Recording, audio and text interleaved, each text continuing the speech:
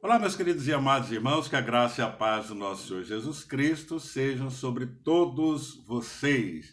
Mais uma vez, aqui estamos no nosso canal Provérbios W, onde estudamos e meditamos na palavra de Deus e procuramos ali conhecer mais profundamente o que Deus tem para nos dizer.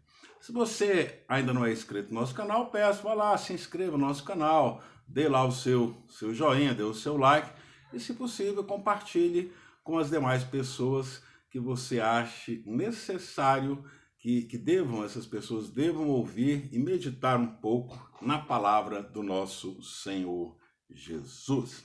Amém? Hoje nós vamos meditar um pouco na palavra do Senhor, que está escrito lá no livro de Atos. Atos, no seu capítulo 8. Vamos aqui discorrer um pouco a respeito da palavra de Deus. Atos capítulo 8, a partir do versículo 9, conta-nos um episódio envolvendo um sujeito chamado Simão. Tem por título aqui Simão, o Mágico. Diz assim a palavra: Ora, havia certo homem chamado Simão que ali praticava a mágica, iludindo o povo de Samaria, insinuando ser ele grande vulto, ao qual todos davam ouvidos, do menor ao maior, dizendo: Este homem é o poder de Deus, chamado o grande poder. Aderiam a ele porque havia muito os iludira com mágicas. Quando, porém, deram crédito a Filipe, que os evangelizava a respeito do reino de Deus e do nome de Jesus Cristo, iam sendo batizados, assim como homens e mulheres.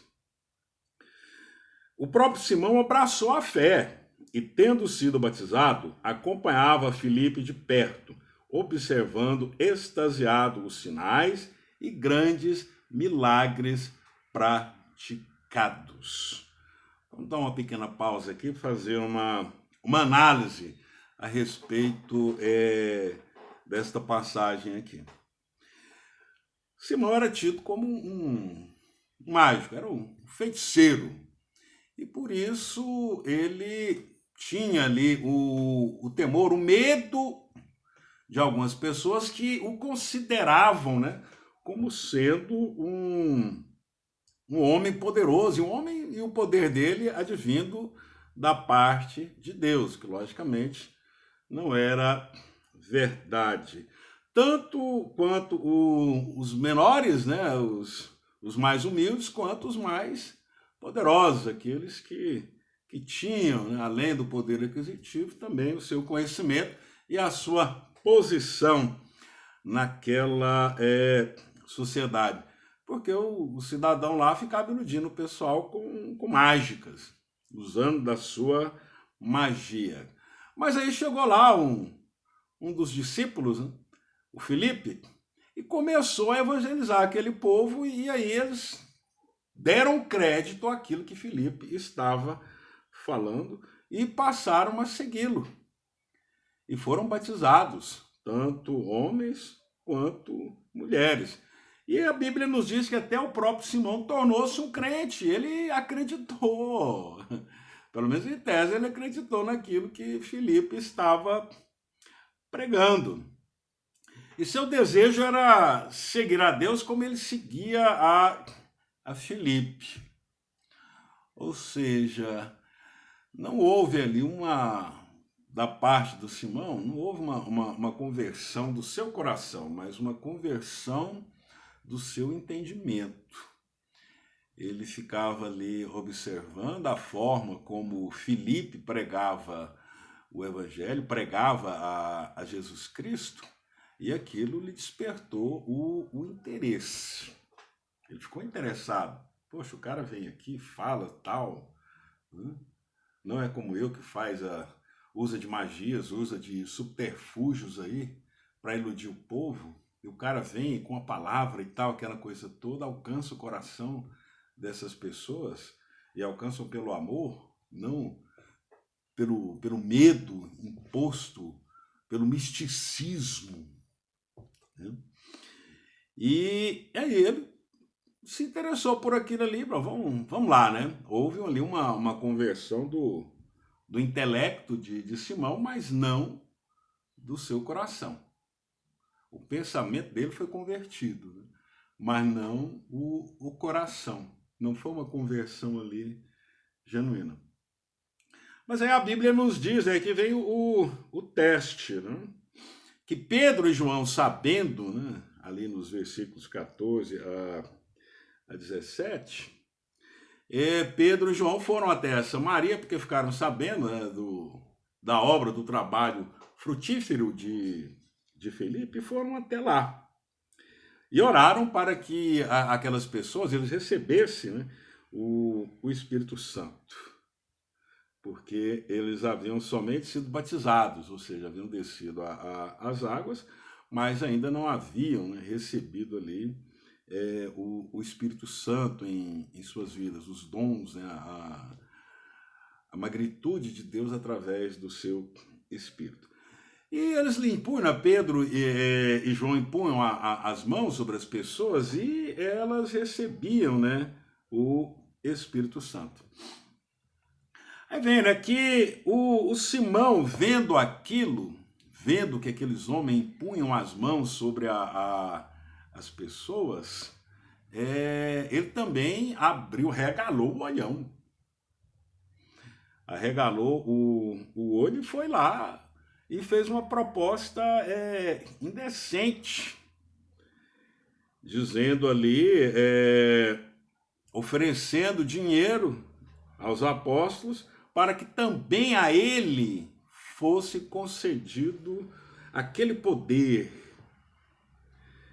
Lá no versículo 19 diz: propondo, concedei-me também a mim este poder, para que aquele sobre quem eu impuser as mãos receba o Espírito Santo. Pedrão, já calejado, né, de tanto ali, nos momentos em que ele passou com Cristo, tanta paulada ele levou, mas nas pauladas que ele levou, ele aprendeu bastante. Por isso que nós, né, nas pauladas que nós levamos na nossa vida com Cristo, nós também aprendemos bastante. Eu aprendo bastante, todo dia. Eu levo uma paulada, é um aprendizado. Paulada no bom sentido, mas é uma pancada boa, uma pancada com amor que Deus nos dá e tem me dado para que eu aprenda um pouco mais. E o Pedrão, já calejado com isso, ele respondeu: olha, o teu dinheiro seja contigo para a perdição, pois julgaste adquirir por meio dele o dom de Deus. Não tens parte nem sorte nesse ministério, porque o teu coração não é reto diante de Deus. Arrepende-te, pois, da tua maldade e roga ao Senhor, talvez te seja perdoado o intento do coração. Eita, essa foi uma paulada boa de Pedro em cima de Simão, porque ali Pedro estava confrontando o espírito de Mamon em Simão. Quando se fala em Mamon, logo se liga naquela situação. Não pode servir a dois deuses, né? Não pode servir a Deus ou ao dinheiro. Mas Mamon, ele não se resume, é uma entidade maligna que não se resume tão somente ao dinheiro. Ele se resume àquilo que a pessoa idolatra muito, né? E acha que com aquilo pode comprar os benefícios, os dons, as coisas de Deus. Tem muitos na igreja que acham que as suas habilidades, aquilo que possui, podem ser utilizados como barganha.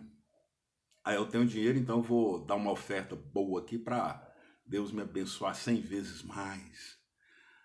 Eu falo bem, então vou pregar com eloquência e tal, porque aí serei reconhecido por Deus e pelos homens.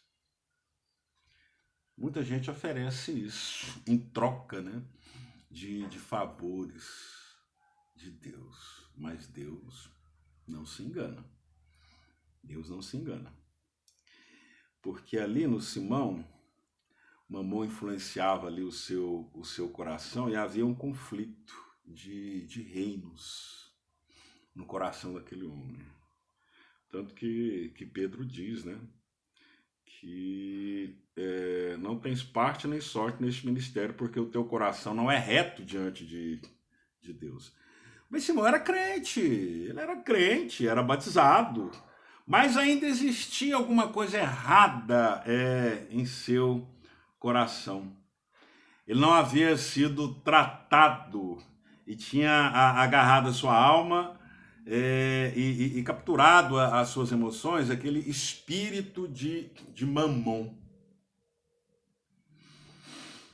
Ele ainda não havia, igual eu falei, ele só se converteu no seu intelecto, mas ainda não havia se convertido no seu coração. E Pedro falou: olha, você pega seu dinheiro e joga fora. Para Deus, não vem com essa, não. Você pega essa sua habilidade aí e joga fora, para não dizer uma coisa mais feia aqui. Que Pedro era bravo, ele já estava ali calejado, ele já tinha levado tanto ali que... Né? Mas ele diz: arrepende-te, pois, da tua maldade e roga ao Senhor. Talvez te seja perdoado o intento do coração. Pois vejo que estás em fel de amargura e laço de iniquidade. Eita, aí que pega. Pedro recebeu uma palavra de conhecimento da parte de Deus. Simão estava envenenado pela sua amargura. Do ponto de vista de Deus, Simão estava errado naquilo que ele entendia, ou naquilo que ele buscava, naquilo que ele procurava. Não quer dizer que ele não era nascido de novo, que ele aceitou a palavra de Felipe, foi batizado, mas ainda existiam questões emocionais que necessitavam ser tratadas. Tanto que Pedro falou: olha, seu coração, eu vejo, está em fel de amargura e iniquidade. Olha, tem muita gente na igreja que está aí como Simão, né? Se converteu, se batizou, participa ali, vai aos cultos, faz os seus devocionais, às vezes lê a Bíblia e tal, mas o coração ainda está em fel de amargura e iniquidade. Olha, a palavra do Senhor nos revela assim que a iniquidade, uma forma assim de entendimento da iniquidade conforme a Bíblia, é um pecado de forma agravante, né? O indivíduo ele já está acostumado tanto a pecar, tanto a errar, que nem se importa com as consequências. Ele está lá, está participando e tal, às vezes até como obreiro na cara de Deus, mas ainda está na iniquidade, que tornou-se uma coisa tão comum para ele fazer algumas coisas não compatíveis, que ele nem se observa. Mas a amargura é que provoca isso, que ele falou amargura. Uma pessoa amargurada, e olha, eu falo com conhecimento de causa, porque eu também já passei isso. Eu só falo aqui para vocês aquilo que eu já passei. E às vezes posso estar passando. Quem sou eu para ficar julgando os outros e não ficar me julgando? Mas pessoas amarguradas, aquelas pessoas assim que se irritam com qualquer coisa, pessoas irritadas, qualquer coisa alopra, pessoas estagnadas, pessoas que pararam ali, elas não desenvolvem, elas não procuram progredir, né? Diante de Deus e até mesmo diante das suas ações normais, cotidianas, ações seculares. São pessoas que não perdoam, são pessoas que guardam ali um sentimento, uma mágoa pela falta de perdão, pessoas impacientes com qualquer coisa, não tem paciência com isso, não. E falta até perdão consigo mesmo, são pessoas que não se perdoam. Eu tô lascado, tô errado, mas tá lá. Glória a Deus, aleluia. Pessoas desencantadas, que não se encantam com mais nada, com aquilo que Deus tem feito, com aquilo que Deus promove, com aquilo que Deus coloca nas suas vidas.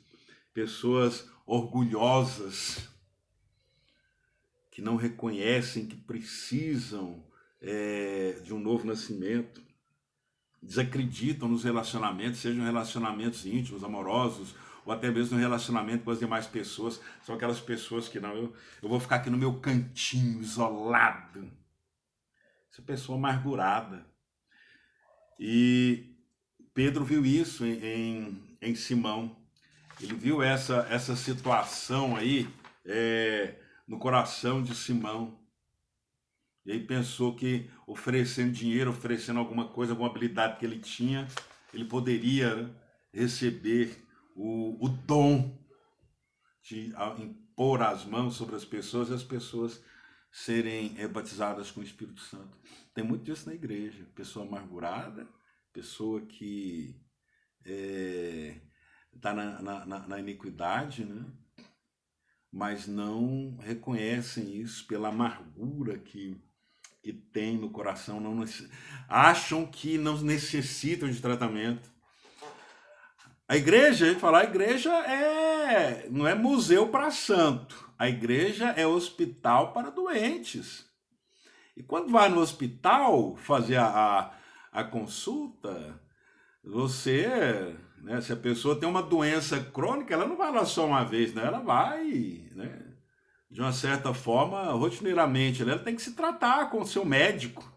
Quando é uma doença física, algo fisiológico, a pessoa vai se tratando. Com a nossa vida espiritual é a mesma coisa. Nós precisamos nos tratar, fazer um tratamento espiritual. Não é só chegar, não, pronto, agora, beleza, já sou crente, sou batizado, né? E pronto. Não, é preciso ter um acompanhamento primeiro de Deus e de pessoas responsáveis. Homens e mulheres ali que realmente têm, assim como Pedro e João ali tinham isso, uma responsabilidade para com o Senhor. E Simão estava tão acostumado ali com o seu erro que não tinha vergonha disso. Não tinha vergonha. O amargo de ter perdido tudo que era incorreto o tornou assim. Porque ele era um poderoso, entre aspas, ali no meio do povo. Aí quando Filipe chegou lá, acabou. As pessoas foram dar crédito a Filipe e ele foi atrás. E a amargura no coração dele era essa também, de ter perdido algo. Muita gente fica com amargo no coração porque perde algo. Quando vai seguir a Cristo, né? Olha só o que diz aqui, né? Respondendo, quando Pedro disse a ele, ó, talvez seja perdoado o intento do seu coração, pois vejo que estás em fel de amargura e laço de iniquidade. Olha só, respondendo, porém, Simão lhes pediu, rogai vós por mim ao Senhor, para que nada do que disseste sobrevenha a mim. Quer dizer, o cara ainda, ele pede, ele não toma uma atitude, ele fala, não, então ora por mim. É o crente das 6 horas, né? Ô, 6 horas por mim, cadê a mudança? Tudo bem, pastor, o seu líder espiritual, ele vai orar por você e tal, aquela coisa toda, mas a atitude tem que ser sua. A atitude tem que ser nossa. De buscar essa mudança, buscar essa transformação. Porque quando você é confrontado, assim como Simão foi confrontado, aí a pessoa ela tem que cair um pouco na real. O evangelho não é só de inteligência, não. O evangelho também vem do seu coração. Nenhum nem outro pode estar acima. Tem que haver um equilíbrio entre a sua razão e a sua emoção, mas que esse equilíbrio ele venha fazer com que você se convença de que realmente precisa ser tratado dessa amargura no coração. Muita gente amarga na igreja, ou nas igrejas. Muita gente amarga nesse sentido assim, tá lá e tal. E isso prejudica a nossa caminhada espiritual. Eu gosto muito assim, eu estudo muito a mitologia grega. A mitologia, no modo geral, seja ela grega, nórdica, egípcios, porque eu faço algumas comparações. A mitologia grega ela tem esse detalhe, ela nos leva muito a reflexões. São histórias, são lendas, são coisas assim, até bonitas. Até tem uns filmes aí muito bonitos, né? Que falam a respeito dos deuses da Grécia Antiga, tal, tal. Mas aqui eu quero abrir um parênteses aqui na mitologia grega, né? Tinha um cidadão, segundo a mitologia grega, olha o nome do indivíduo, Sísifo.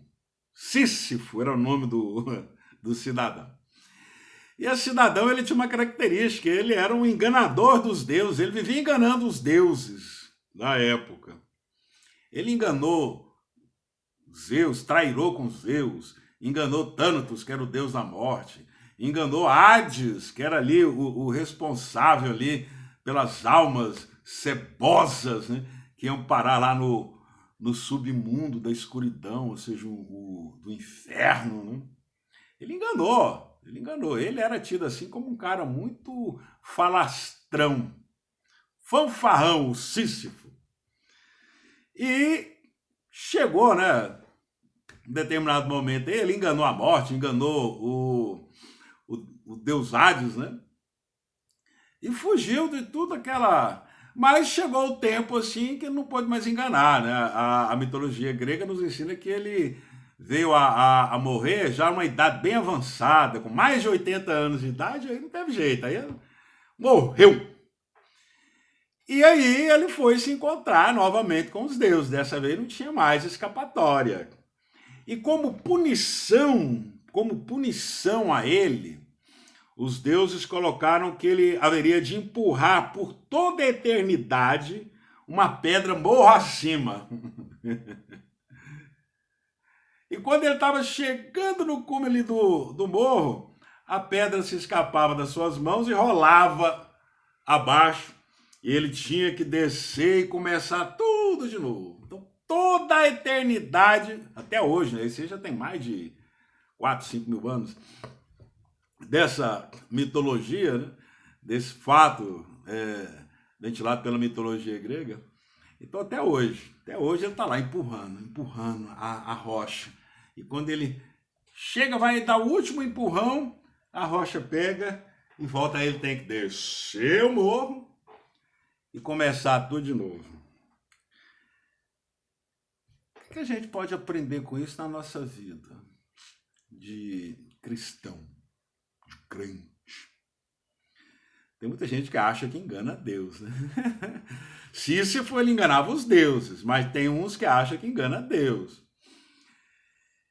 E o que acontece? Tem muita gente que está empurrando a sua rocha, né? Ah, não, vai dar certo e tal, aquela coisa toda. A hora que vai concluir alguma coisa, a hora que vai assim, agora eu vou ter a minha bênção.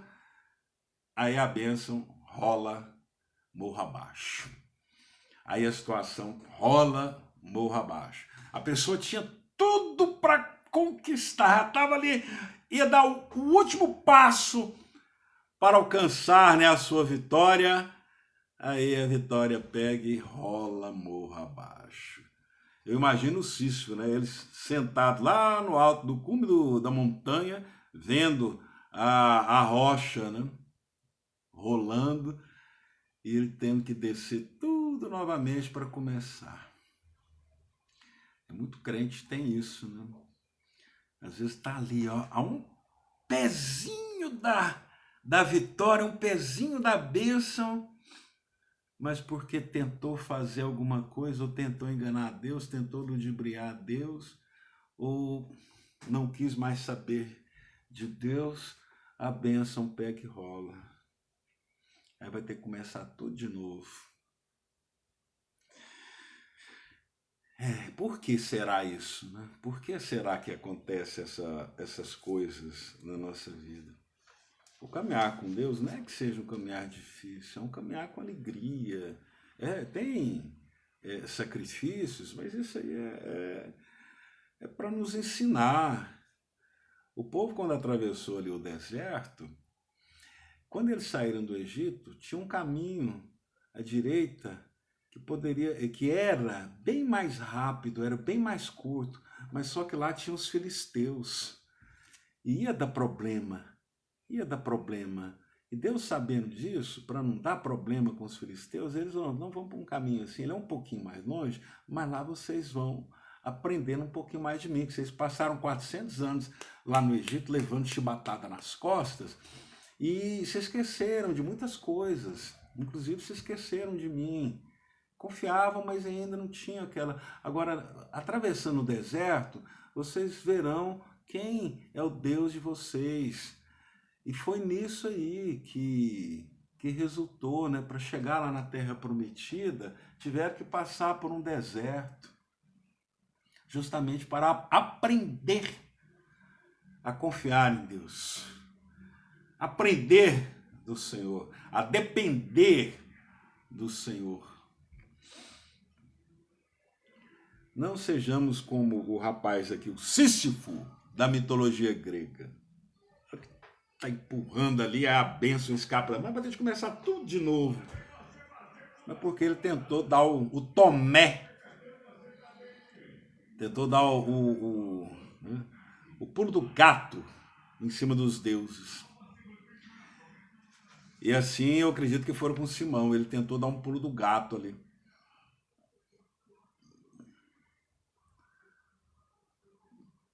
E deu no que deu. Então, meus amados, reflita bem nessa palavra, essa amargura, não tem essa amargura, né, no coração e aliada ali com a iniquidade, não. Confia, sabe, Deus? Converta-se, mas converta-se de verdade. Ah, eu tenho que reconhecer. Não, converta-se. Você está indo por um caminho, a conversão é o que? Você, até mesmo dentro da igreja, você está indo por um caminho e vê que não é esse o caminho, então você faz uma conversão. Porque aí eu tenho certeza que Deus vai lhe abençoar poderosamente. Amém? Deus abençoe a todos vocês. Eu espero que essa palavra tenha sido profunda na sua vida, assim como foi na minha.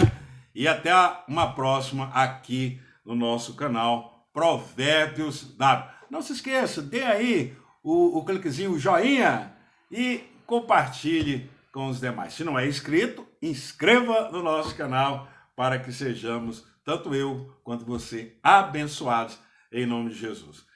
A paz do Senhor seja com vocês.